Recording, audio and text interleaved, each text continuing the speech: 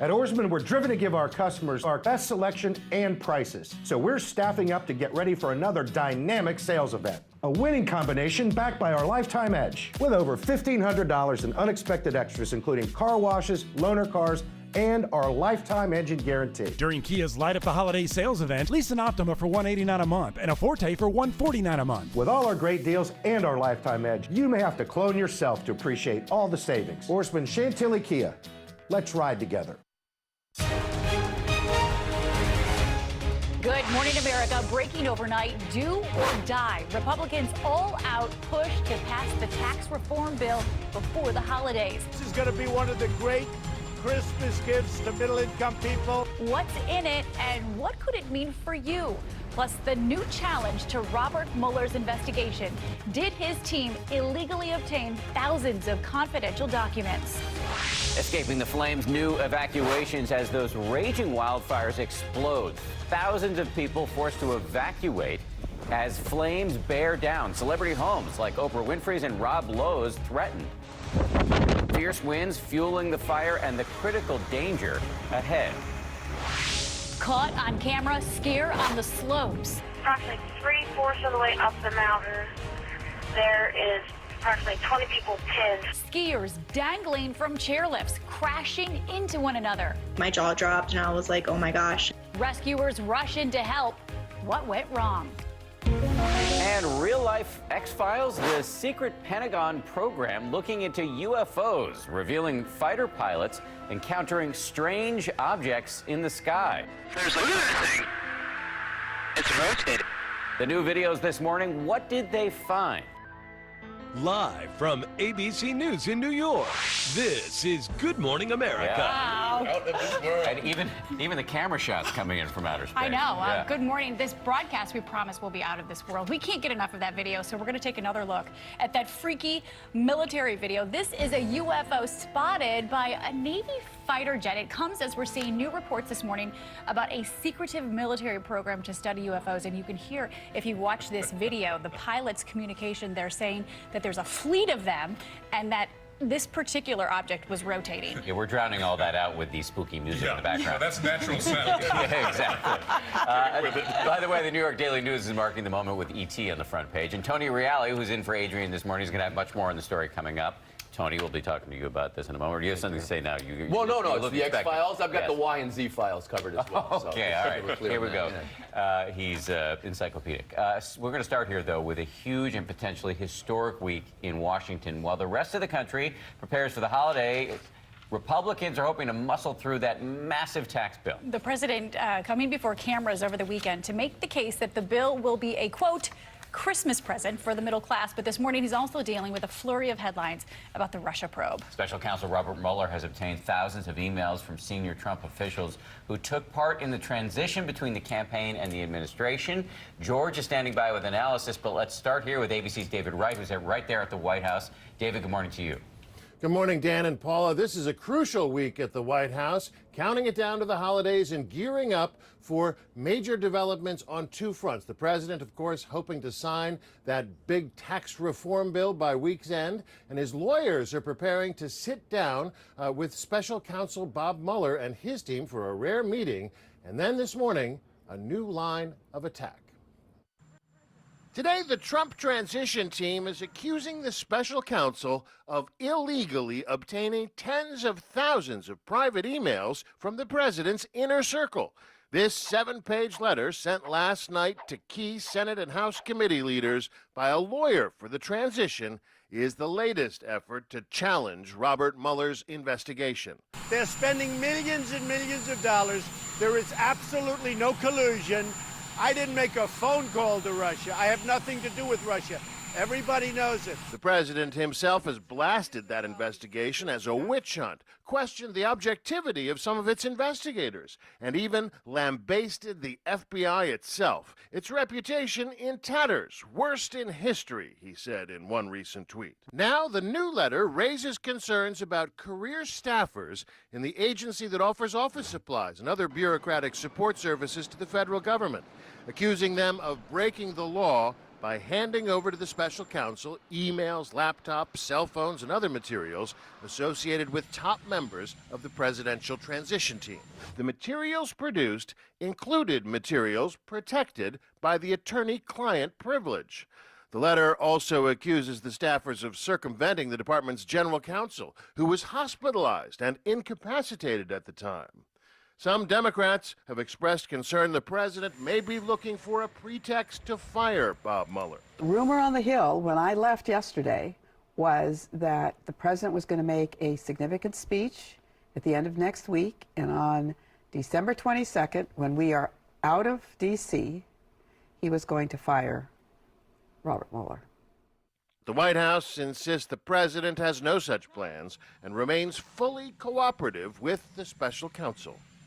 The special counsel's office declined to comment to ABC News, and the GSA did not return phone calls. But this letter certainly ratchets up the political stakes as the Trump lawyers prepare for that rare sit-down with the special counsel and his team. Meanwhile, you've got the tax bill. The president already accusing Democrats of trying to undermine the bill, saying they're trying to sabotage it with sound bites. He's hoping to deliver what he calls a Christmas present to the American people by week's end. Paula and Dan? David Wright, thank you. David reporting in from the White House this morning. We'll talk taxes in just a moment.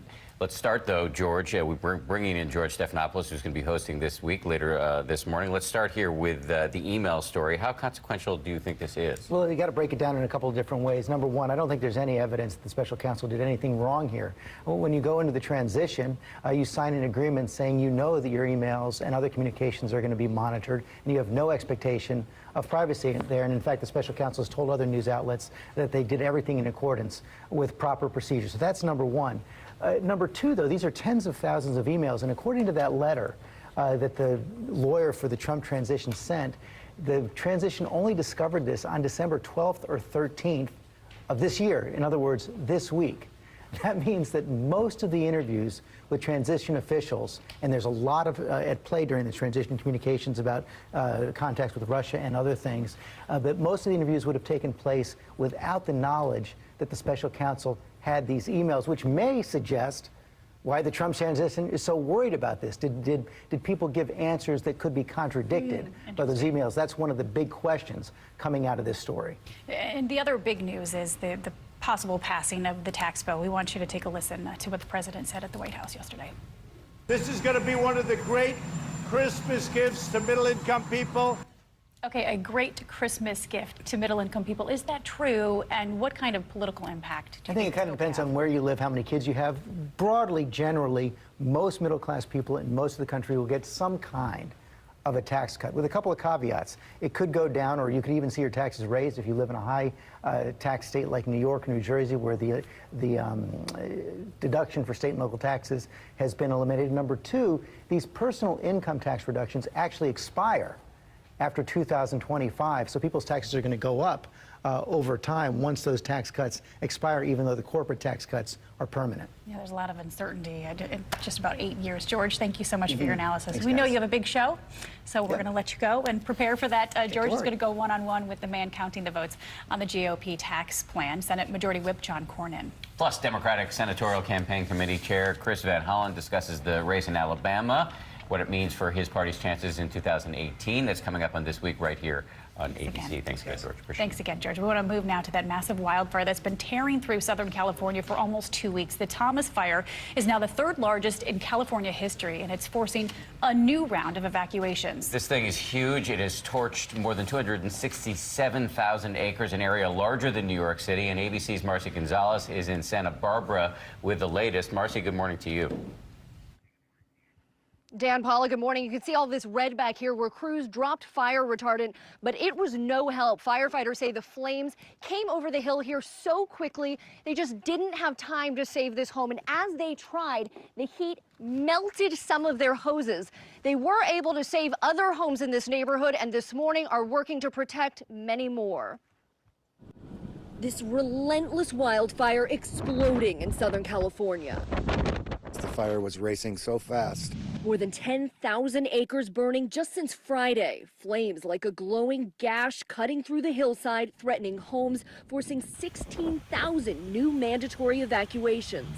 Weather conditions creating a huge challenge for firefighters, as we saw firsthand. The major concern out here is the wind. You can see just how strong it is gusting right now, carrying these flames in unpredictable directions. Those gusts reaching 65 miles an hour.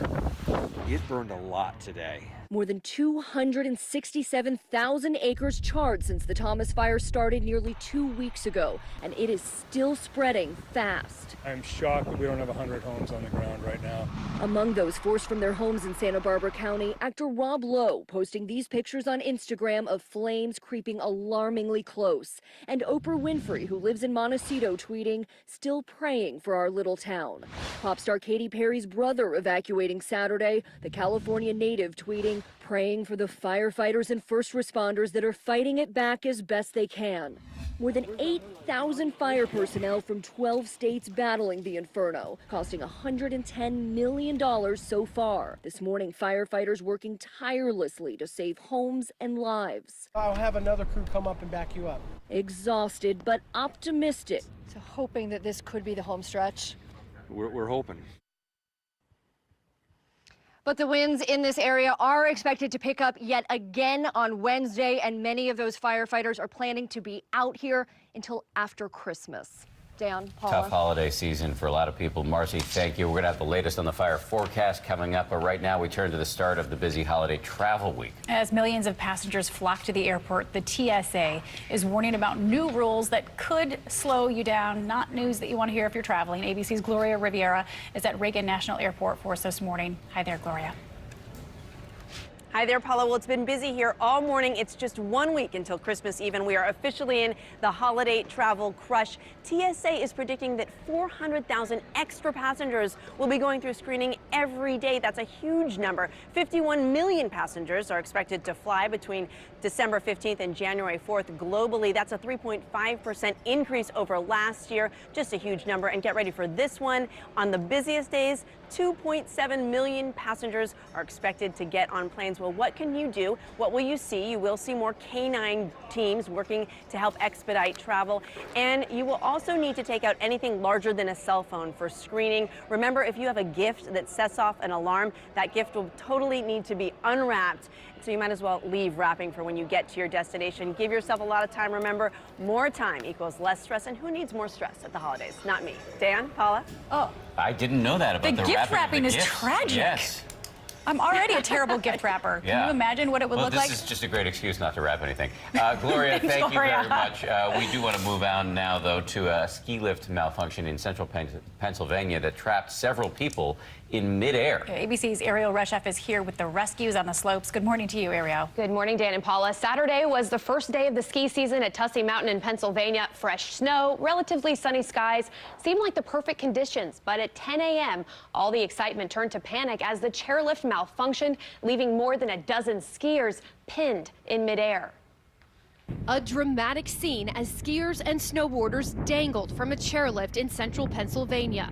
Approximately 3/4 of the way up the mountain, there is approximately 20 people pinned. A malfunction causing a chair to slip along the haul rope and slide backwards, crashing into the ones behind it. A total of 100 people need to get off the ski lift. They're about 20 to 25 feet up in the air. A domino effect leaving 4 chairs teetering in the air. Tussey Mountain packed with weekend tourists, many like Nikki Lobiondo watching in horror as ski patrol rushed to the scene. My jaw dropped and I was like, oh my gosh, and I just sat there for a while and just was watching the emergency personnel come up.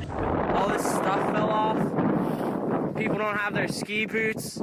At least 5 people hurt, rescuers lowering them one by one to safety. During the almost 2-hour ordeal, staff evacuating all passengers from the lift. The resort saying, "We take the safety of our guests very seriously and are saddened to learn that there were non-life-threatening injuries as a result of this accident." It's not the first time a ride up a mountain has turned treacherous. In the last 2 years, 2 boys at 2 different resorts in dangerous situations. Hang in there, bud. Hanging off the lift. Luckily, both were rescued in time and walked away without any injuries. Yay! Statistics show chairlifts are normally very safe. National Ski Areas Association says 12 deaths on lifts in 40 years. But accidents do happen. In Maine, 7 people were injured when this ski lift suddenly started rolling in reverse. Rare but scary moments above the slopes. What I saw happen was a very scary but yet humbling event at Tussey Mountain today. Thankfully, as you heard there, none of the injuries at Tussey Mountain were life-threatening. The resort says the lift was tested and given a passing grade, but they're investigating what went wrong and saying they're taking steps to ensure this never happens again. And it is very rare. It is very rare. I will be holding on a little tighter to the ski lift in February with my family, though. All right. Glad you pointed that out, though. Thank you, Ariel. Appreciate it. A lot of other news this morning, and for that, as always, it's over to Ron Claymore. Good morning, sir. Hey, good morning to you, Dan and Paula. Good morning, everyone. We're going to begin in Australia, where federal police have arrested a 59-year-old man for allegedly acting as an agent for North Korea, brokering deals including the sale of parts used in nuclear weapons. Police say the man, a native of North Korea who lived in Australia for the last 30 years, did deals that generated tens of millions of dollars for North Korea. He's being charged under Australia's Weapons of Mass Destruction Act and faces up to 10 years in prison if convicted. Back in the U.S., in Florida, a Royal Caribbean cruise ship, Independence of the Seas, returned to Fort Lauderdale Saturday morning. This after more than 200 passengers came down with a stomach virus during a 5-night cruise. The cruise line says the doctors on board treated the sickened passengers and the virus was short-lived. In Washington, 2 weeks after the first allegations of sexual misconduct against him surfaced, Nevada Congressman Ruben Kihuen has announced that he will not seek re-election. 2 women have accused the freshman representative, a Democrat from Las Vegas, of unwanted sexual advances. He's denied any wrongdoing. In New York, a truck carrying 4,000 gallons of home heating oil burst into flames on Long Island. You see it there, the fire getting so big, it knocked out power lines, causing outages in the area. Police say the truck caught fire after getting into an accident with 2 cars. Everyone, though, able to get out unhurt. 3 vehicles left charred. In France and the Alps, skier Lindsey Vonn making a big comeback, winning her first World Cup race this season, clinching the Super G in Val d'Isère. It was Vonn's 78th World Cup win, the 33-year-old rebounding from a back injury in a race in Switzerland just last week. She finished 24th in that race. And finally, waiting for your plane can be, well, pretty boring, right? But a worker at the Dallas airport, Love Field, decided to have a little bit of fun with 2 young girls waiting at the gate. Take a look at this. The airport worker leading the dance there. This is See him out there on the awesome. field? Yeah, happily, the girls happily following along. Dad caught it all on camera. Everything's caught on camera. I posted it to Facebook. Pretty cool, though, Is that the Dougie or the stanky leg? You tell me.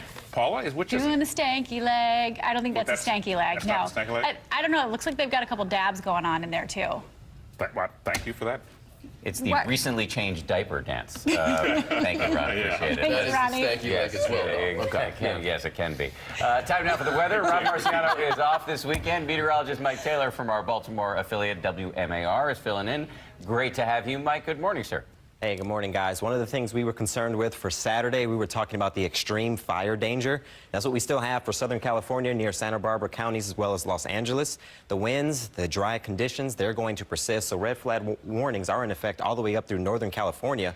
Wind gusts up to 55 miles per hour or greater. We already had some reports of 65 miles per hour. There's the evidence of the drier air that's going to be pushing in. Just looking at the relative humidities in the teens, so some dry stuff is going to be out there. So the concerns are going to remain for California. That's a look at the weather across the nation. Let's check out what's going on locally. Good Sunday morning. I'm ABC 7's Steve Rudin. Temperatures for today will make it to around 48 degrees. Now, clouds are going to be on the increase, and I can't rule out a chance for a few isolated showers later this afternoon and into the evening hours. It's not going to amount to a whole lot. Most likelihood areas to see the showers will be north of town. 30 to 36 overnight low. Scattered showers will come to an end, otherwise mostly cloudy. Waking up tomorrow morning to your Monday around 34 in Bethesda, 32 in College Park. Highs will make it into the lower to middle 50s. So the concern's been remaining, you know, based on that pattern. It is undefeated right now. Ridge of high pressure, dry conditions, strong winds is something of great concern over in California right now. All right. It's great to have you back. Thanks for coming back, by the way. We didn't scare you off yesterday, did we? No, no, you didn't. Make me want to come back. So Awesome. hey, here I am. Okay, now to maybe our favorite story of the day. The one that we mentioned at the top of the show. Cue the music.